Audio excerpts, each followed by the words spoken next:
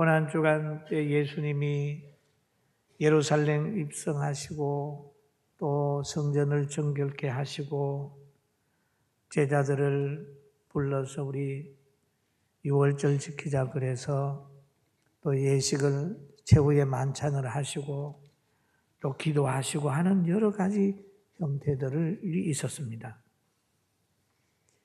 그런데 이 고난주간에 가장 불행하게 지냈던 분이 있는데 그분 있어요. 영광스러운 12명 자리에 있으면서도 고난주간에 가룟 유다는 불행한 사람이 됐어요. 얼마나 불행한 사람이 되었느냐 하면 차라리 태어나지 않았으면 좋을 뻔할 정도의 불행한 사람이 됐어요. 그런데 그는 누가복음 22장 3절 4절에 보면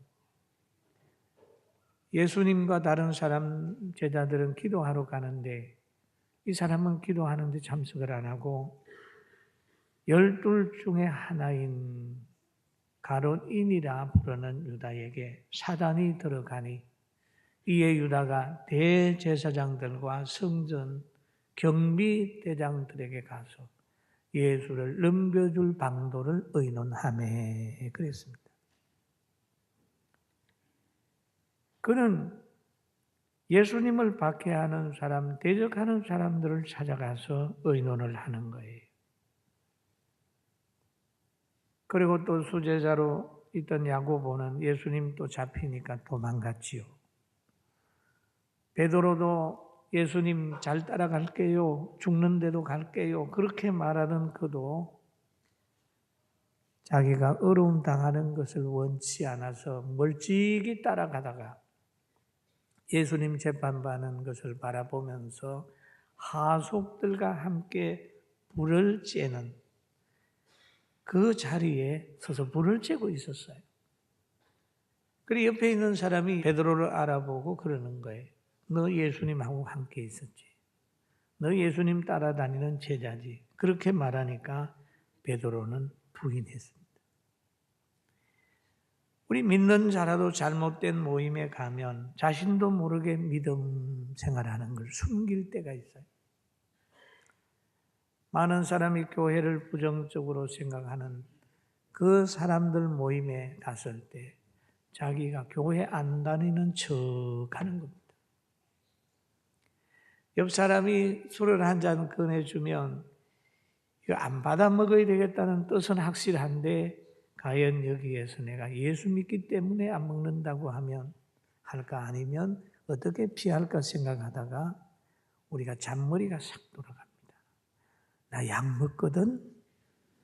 이렇게 하면서 살짝이 빠져나와요. 왜냐하면 거기에서 나 예수 믿어 그러면 더 뒷말이 많잖아요. 나도 예수 믿는데 나 먹는다 뭐 이래 해가지고 한단 말이에요. 그러니까 자기가 거기에서 신분적으로나 환경에 조금 어려운 일을 당할까 봐 자꾸 믿는 것을 숨기는 사람도 있다는 거죠. 그런데 그러면 안 되잖아요. 그래서 마태복음 10장 33절에 이렇게 얘기를 합니다. 우리 한번 같이 볼까요? 누구든지 사람 앞에서 나를 부인하면 나도 하늘에 계신 내 아버지 앞에서 그를 부인하리라. 예, 그렇죠. 예수님이 친히 말씀하셨어요. 그런데 베드로가 예수님을 부인했어요. 제자의 반열에 끝까지 머물겠다고 한 그가 예수님을 모른다고 얘기를 합니다. 마태복음 26장 70절에도 보면 이런 말이 있죠. 베드로가 모든 사람 앞에서 부인하여 이르되 나는 너가 무슨 말을 하는지 알지 못하노라. 그런 얘기를 하죠. 또 26장 72절에 보니까 베드로가 맹세하여 또 부인하여 이르되 나는 그 사람을 알지 못하노라 하더라. 나는 예수님 알지 못한다. 부인했잖아요. 그럼에도 베드로가 오순절에 참석하고 수제자로 남아있던 이유가 하나 있습니다. 누가복음 22장 32절에 보니까 내가 너를 위하여 내 믿음이 떨어지지 않기를 기도하였노니 너는 돌이킨 후에 내 형제를 굳게 하라.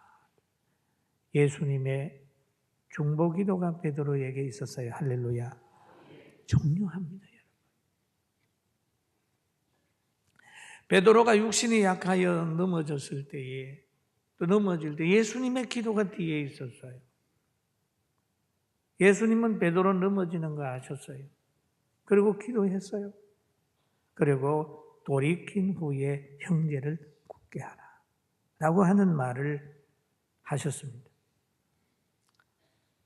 고난주간에 베드로는 실패하는 것 같았지만 그래도 주님의 은혜로 돌아오는 복을 받았어요. 그런데 베드로라는 사람은 평소에 예수님을 사랑했고 예수님을 따랐고 예수님을 생각했고 예수님 편에서 모든 걸 하려고 했던 그런 삶이 있었습니다. 그러나 가룟 유다라고 하는 사람은 예수님과 동행하면서도 항상 불평했어요. 마리아가 옥합을 예수님에게 깨어서 주르르 부을 때라도 왜 그걸 허비하느냐 그러면서 믿음 좋은 사람을 자꾸 박해를 했어요. 그랬더니 마지막에 사탄이 써버리고 말았습니다. 누구를? 가룟 유다를 썼어요. 여기에 보면은 예수님을 시기하는 사람들하고 손을 잡고 시기하는 사람의 도구가 되고 사탄의 도구가 됐어요. 마태복음 26장 47절에 보면 말씀하실 때 12 중에 하나인 가룟 유다가 왔는데 대제사장들과 백성의 장로들에게서 파송된 큰 무리가 칼과 뭉치를 가지고 그와 함께 하였더라. 예수를 파는 자가 그들에게 군호를 짜이르되 내가 입맞추는 자가 그이니 그를 잡으라.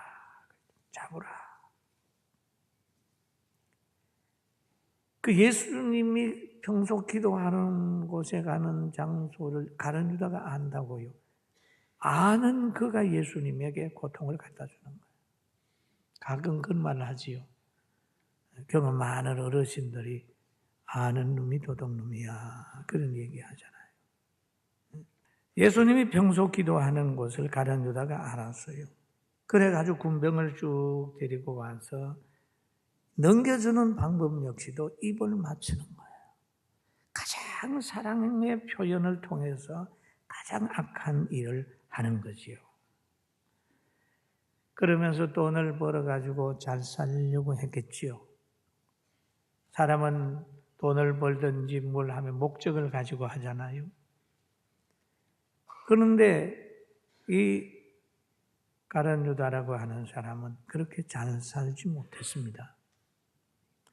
마태복음 27장 3절에서 5절 보면 같이 한번 보십니다. 그때에 예수를 판 유다가 그의 정죄됨을 보고 스스로 뉘우쳐 그 은 30냥을 대제사장들과 장로들에게 도로 갖다 주며 이르되 내가 무죄한 피를 팔고 죄를 범하였도다 하니 그들이 이르되 그것이 우리에게 무슨 상관이냐 너가 당하라 하거늘 유다가 은을 성소에 던져놓고 물러가서 스스로 목매어 죽은지라 그랬습니다. 여기에 무죄한 피를 팔고 가룟 유다가 봐도 예수님은 무죄한 분입니다. 예수님은 원죄와 자범죄가 없습니다. 하나님의 아들이기 때문에 사람들이 가지고 죄성을 가지고 내려오는 것도 없고 많은 사람들이 예수님을 그렇게 십자가에 못 박으라고 아우성쳤지만은 죄가 없는 거예요. 가룟 유다가 보기에도 무죄하다는 거죠. 무죄한 피를 팔은 그 양심의 가책 때문에 스스로 가서 목매어서 죽어버렸어요. 여러분, 뉘우치는 것과 회개하는 건 다릅니다. 뉘우치는 것은 자기가 잘못한 것을 깨닫고 행동을 고치는 거죠. 그런데 회개하는 것은 용서를 받는 거예요. 예수 그리스도가 나의 죄를 위하여 대속하셨습니다 하고 죄의 그 모든 걸 용서받는 거예요. 여러분, 뉘우치는 수준에 있지 말고 회개해서 용서받는 단계까지 가게 되기를 주님의 이름으로 축원합니다. 이 가룟 유다는 뉘우치는 수준에 있는 거예요. 그러니까 양심이 너무너무 괴로우니까 자살의 길을 선택을 했어요. 그러므로 그는 인생의 영원한 실패자가 되고 말았습니다. 그리고 후손들에게 불행의 씨를 남긴 거예요. 그런데 고난주간에 크게 승리한 사람이 있습니다. 바로 사도 요한입니다. 그는 별 말이 없는 사람이었어요. 그런데 한 번 뜻을 정하면 끝까지 가는 사람이었어요. 요한복음 19장 25절에서 26절 우리 또 한번 같이 봅니다. 예수의 십자가 곁에는 그의 어머니와 이모와 글로바의 아내 마리아와 막달라 마리아가 섰는지라. 예수께서 자기의 어머니와 사랑하는 제자가 곁에 서 있는 것을 보시고 자기 어머니에게 말씀하시되 여자여 보소서 아들이니이다 하시고 아들이니이다 그렇게 보소서 아들이니이다. 그 말을 함으로 해서 사도 요한이 예수님을 모시게 되는 거예요. 그럼 사도 요한은 예수님의 임종을 본 겁니다. 십자가 옆에서 임종을 예수님이 하나님 앞에 최후까지 승리하는 모습, 순종하는 모습을 보았습니다. 다 이루었다고 하시는 주님의 음성을 들었습니다. 예수님의 어머니 마리아와 함께 있었고 아들을 사랑하는 모성의 만큼 스승을 사랑하는 제자가 됐습니다. 할렐루야. 같은 자리이죠. 그 후에 하나님께서 사도 요한에게 준 은혜는 장수했습니다. 제자 중에 제일 오래 살았습니다. 그리고 이 땅에서 일어날 일들, 천국에서 되어질 일들, 계시록을 기록하는 사람이 되었습니다. 그는 아무도 해할 사람이 없었습니다. 그리고 오늘 이 본문에 보니까 고난주간에 고난일에 예수님의 십자가를 억지로 치러 가는 사람이 있어요. 억지로 치고. 마태복음 27장 32절에 보니까 나가다가 시몬이라 구레네 사람을 만나며 그에게 예수의 십자가를 억지로 지고 가게 하였더라. 지금 예수님을 십자가 달게 하기 위하여 지금 이제 산으로 올라가는 거예요. 그런데 군병들이 그 구레네 시몬이 그 옆에 있으니까 그 사람한테 그냥 십자가를 억지로 지고 가지고 가라는 거예요. 여러분, 주의 일을 억지로 해도 복이 있어요. 할렐루야. 억지로. 주의 육신의 일은 자원하여 즐겁게 해도 불행한 것이 있는데 주의 일을 억지로 해도 유익이 되는 거예요. 억지로. 바울사도는 로마서 7장 24절에 이렇게 얘기합니다. 오라 나는 공고한 사람이로다. 이 사망의 몸에서 누가 나를 건져내랴 갈등했죠. 신앙생활을 하면서 때로는 갈등할 때도 있습니다. 학생들은 억지로 공부를 해야 미래가 있고 부부간에 안 맞으면 억지로라도 맞추려고 노력을 해야 됩니다. 할렐루야. 옆 사람 억지로라도 맞추려고 노력을 해야 미래가 있습니다. 가정이 편안합니다. 아이들이 잘 자랍니다. 억지로라도. 그리고 나라도 바로 세우려고 하면 억지로라도 힘이 들어도 나라의 정체성을 회복하기 위하여 지도자들이 노력해야 돼요. 그런데 오늘 이 구레네 시몬은 억지로 지고 갔단 말이에요. 억지로. 다른 사람은 자기는 원치 않는데 다른 사람이 지어 가지고 가는 거예요. 여러분 주일 지키는 거 억지로 주일 지키는 분 계십니까? 믿음이 없는데 아내가 끌어서 가준다 하고 오신 분 계세요? 또 가정 편하게 하려고 오신 분 계십니까? 잘하셨어요. 그래서라도 신앙생활을 해야 미래가 있습니다. 찬양대 억지로 하는 분 계세요? 억지로라도 애워요. 억지로라도 하는 거예요. 주일 지키는 거 억지로, 11조 하는 것도 억지로, 기도하는 것도 억지로. 뭐 자원해서 하면 좋죠. 그러나 예수님은 자원해서 하셨어요. 그분이 위대한 거예요.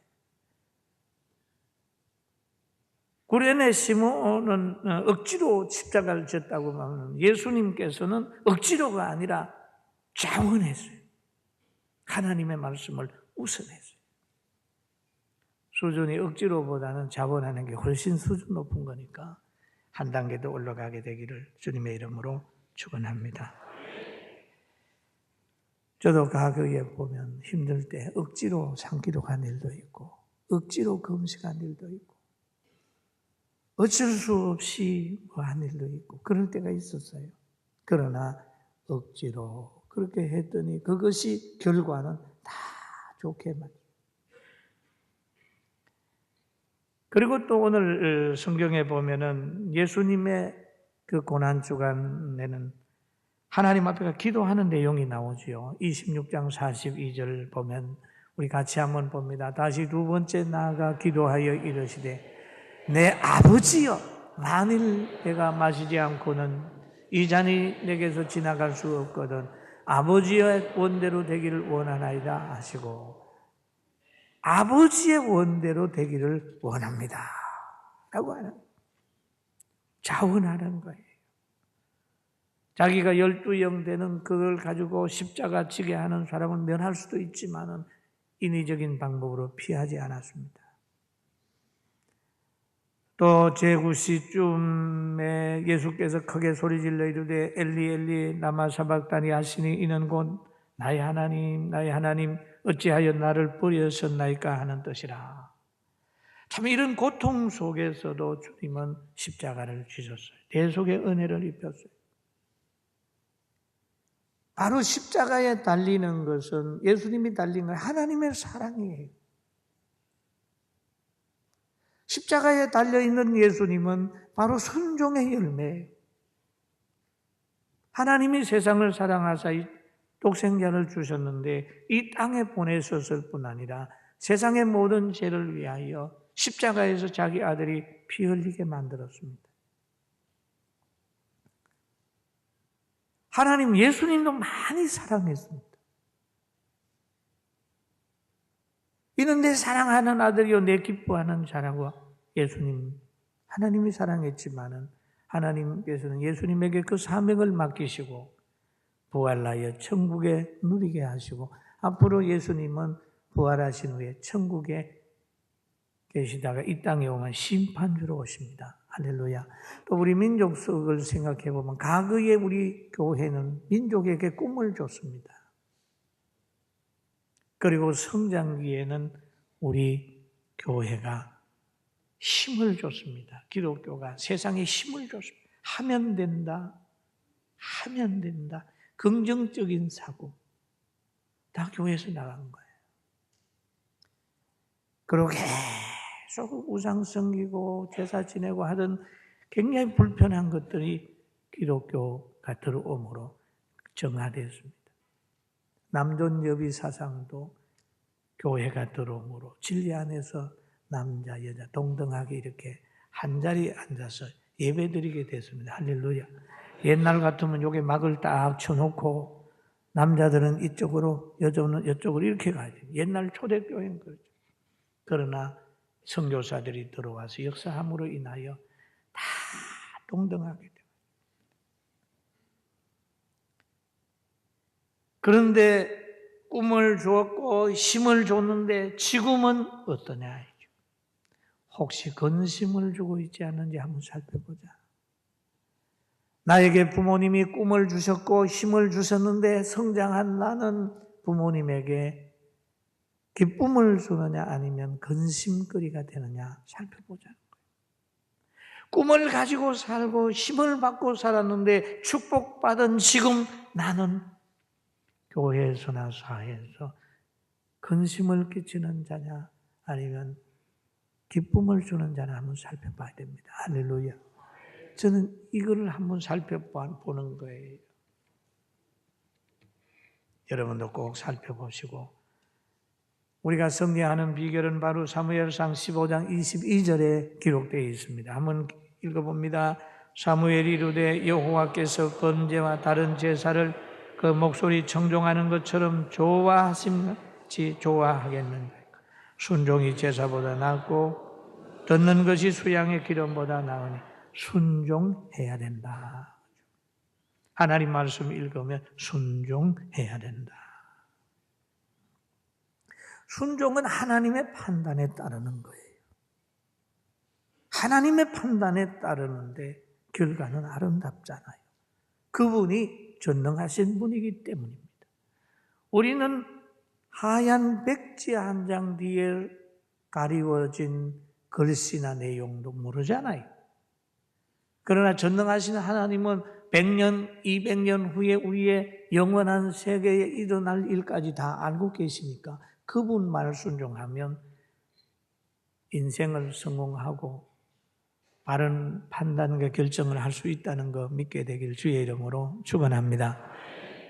그리고 예수님 십자가 주위의 사람들 보면 십자가를 지게 하는 사람과 함께 하는 사람이 있습니다.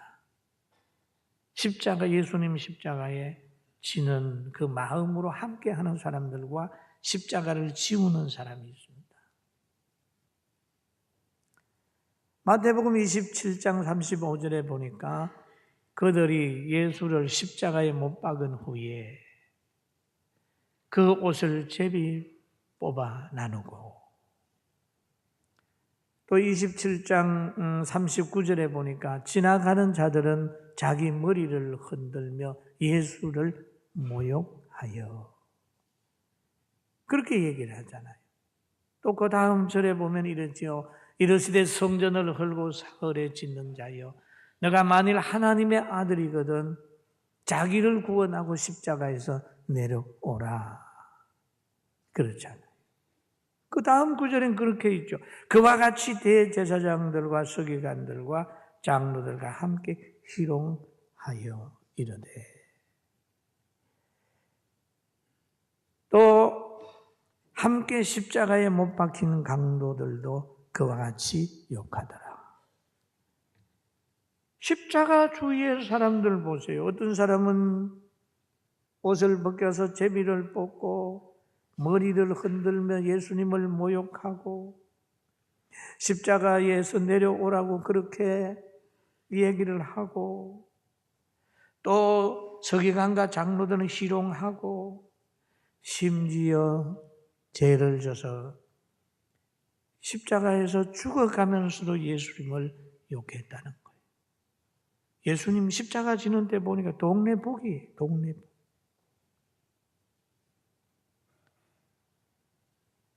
여러분, 때로는 예수 믿는 사람이 동네 복이 될 때 있죠.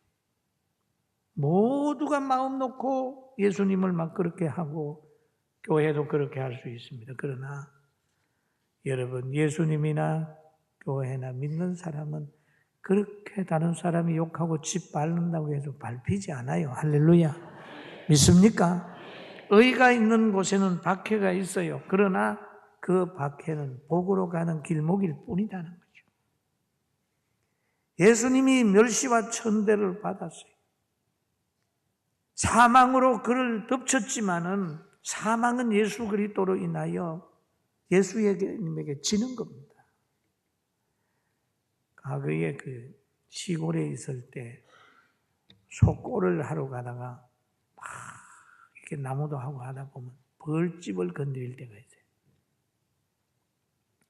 그럼 이 벌이 와서 목에 붙어가지고 쏘는데 아주 독한 벌은요, 자기의 그 침을 박아가지고 밑에 있는 그걸 빠지도록 쏴버리는 거예요. 이렇게 만져보면 벌침이 여기에 이렇게 붙으면 이렇게 뛰는 거예요. 아플까요? 안 아플까요? 봉침을 맞는 거예요. 그런데 그 벌은 죽어요, 살아요? 죽는 거예요. 지 죽을 줄 모르고 붙어서 싸는 거예요. 여러분, 예수님 죽인 사람들, 사탄은 예수님이 돌아가심으로 인하여 자기들이 쓸 에너지 다 써버리고 예수 믿는 사람에게는 다 구원으로 연결되는 거니까 예수님이 사망은 바로 생명운동입니다. 할렐루야. 여러분, 고난주간에 우리가 기도하고 감사하고 하는 것은 너무 중요해요. 고난주간 잘 지내야 부활절날 행복해지는 거예요. 할렐루야. 여러분, 바로 출애굽기에 보면은 양이 죽어가지고 이스라엘 백성의 음식이 되고 그 양을 이제 잡아가지고 먹고 피를 문설주에 바르니까 그날이 바로 출애굽의 시작인 날입니다. 그날을 기점으로 해가지고 이스라엘 백성이 해방이 되는 거예요. 그리고 바로가 항복을 하는 거예요. 홍해를 건너고 강야를 통과하고 요단강을 통과하고 가나안에 들어가는 시작이거든요. 그리고 예수님께서 최후의 만찬을 하는 그것이 하시면서 이것은 내 몸이요 이것은 내 피요 하고 나누어 줬잖아요. 그것이 바로 그걸 믿는 사람에게 되는 영혼의 출애굽, 영혼이 사는 거예요. 할렐루야. 이 예식이라는 건 너무 귀한 거예요. 그래서 보면 종회를 할 때나 노회를 할 때도 꼭 성찬식을 하고 하거든요. 여러분, 이번 성찬식 잘 참여하고 고난주간 기도에 참여하면서 새로운 각오를 가지고 승리하게 되길 주의 이름으로 축원합니다. 사랑하는 성도 여러분, 십자가 길목에서 십자가 지우고 고통 주는 자가 아니라 예수님과 함께 마음 아파하고 십자가 지고 고통당하면서 부활의 영광을 향해서 기도하는 아름다움이 있기를 주의 이름으로 축원합니다. 아멘.